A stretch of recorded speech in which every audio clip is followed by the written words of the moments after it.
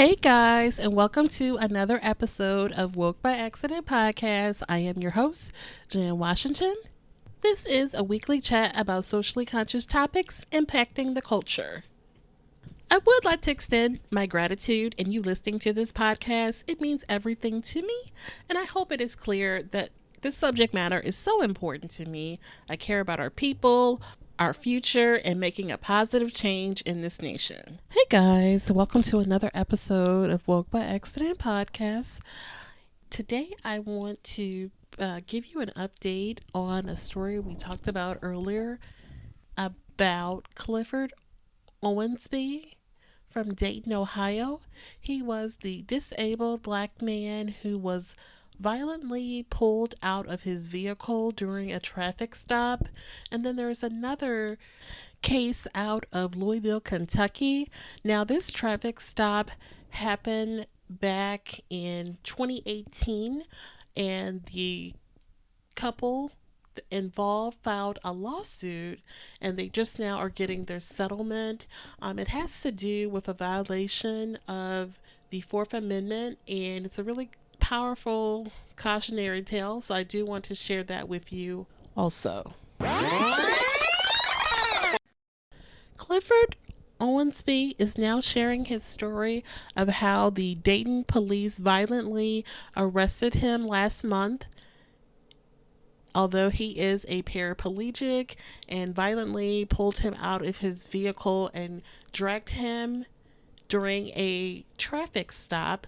New body cam police footage show the officers dragging Owensby out of the car, yanking him by his hair even as he shouted out for help. Owensby had his 3-year-old child in the backseat of the car at the time of the arrest. He has now filed a complaint with the Dayton's branch of the NAACP. The officer should be placed at least on administrative leave. And this is according to the president of the Dayton Unit NAACP, Derek Forward. Now, Derek Forward states that Owensby should be able to bring a case against Dayton police once all the evidence is collected. If you haven't seen this video, do a search for Clifford Owensby. It's fairly disturbing to watch, so I caution you, but it's really outrageous how he was treated. This is a disabled person. I mean, can we say a violation of civil rights and some other violations of Americans with Disabilities Act? I mean, I can't imagine the type of lawsuit he may have on his hands here, because it's just really inappropriate. Another thing that is interesting to share regarding this case is a statement from the mayor, Nanette Whaley. The video of this police interaction is very concerning. That is why immediately following this incident, the city released the body camera footage. Everyone involved is owed a thorough investigation, and one is already underway. This incident shows why our community-led police reform process, which includes providing transparency, is more important than ever. The goal is to always ensure our police force has the resources to do its job while treating all of its citizens with dignity. So that is from the mayor, Nanette Whaley. From the looks of the video, it appears that Mr. Clifford Owensby was not treated with dignity. I would say that. It would be safe to say that.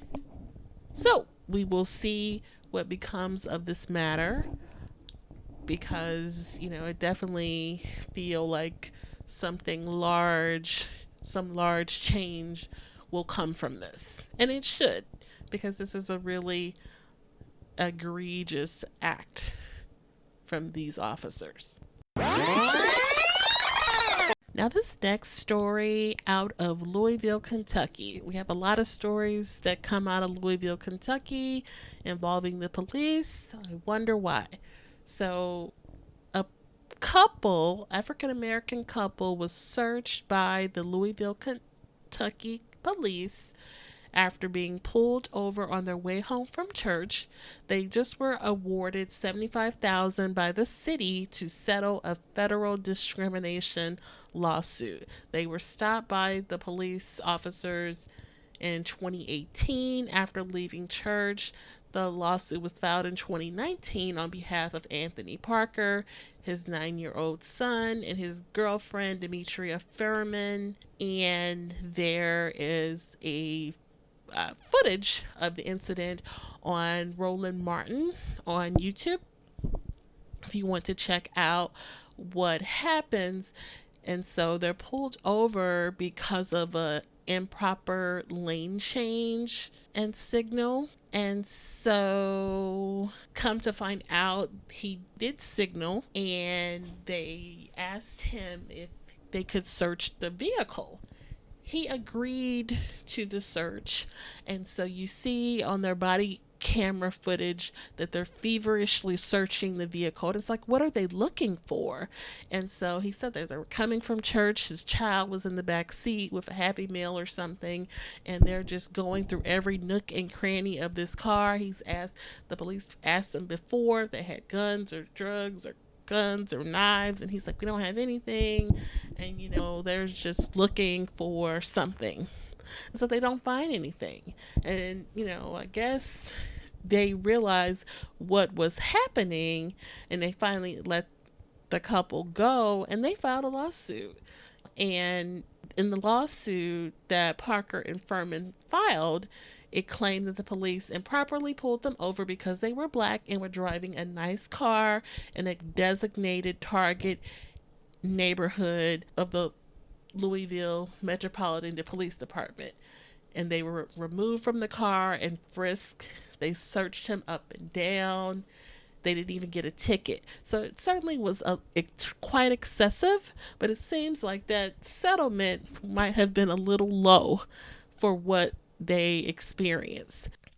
In addition to the $75,000 settlement that the city agreed to pay the couple on September 9th, it came along with stipulations that officials acknowledge no wrongdoing whatsoever, and the plaintiffs refrain from disparaging the police officers in any way.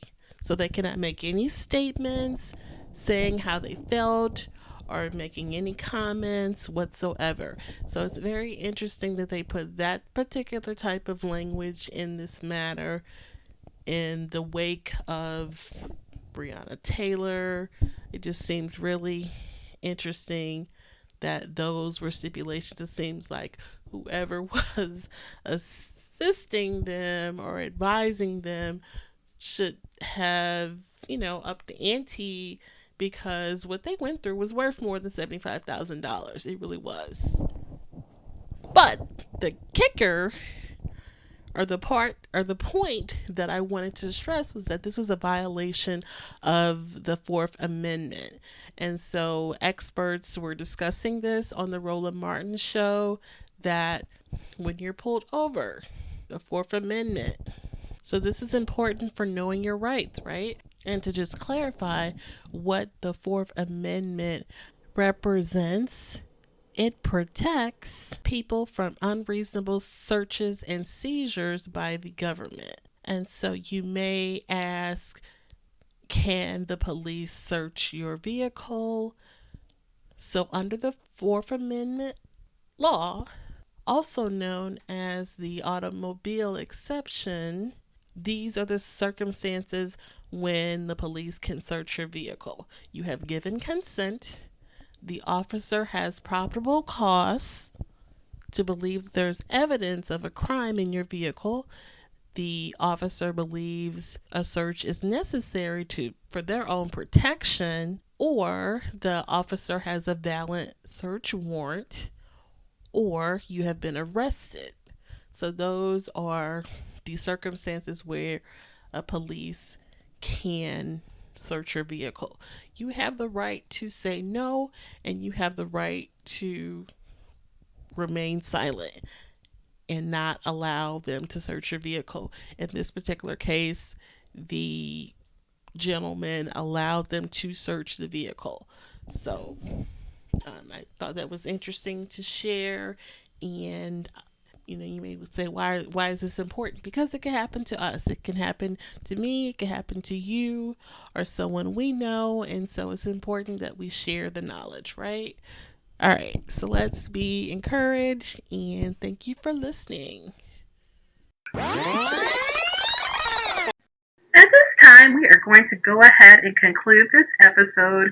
We do appreciate you listening. We do invite you to follow us on social media. On Instagram, it is Woke by Accident Podcast. On Twitter, it is Woke by. The Gmail is wokebyaccident@gmail.com. And we are available on all of your favorite streaming platforms. Please go out and follow us, share, leave a review, tell a friend. And every time you listen, we greatly appreciate it. Thank you again, and take care.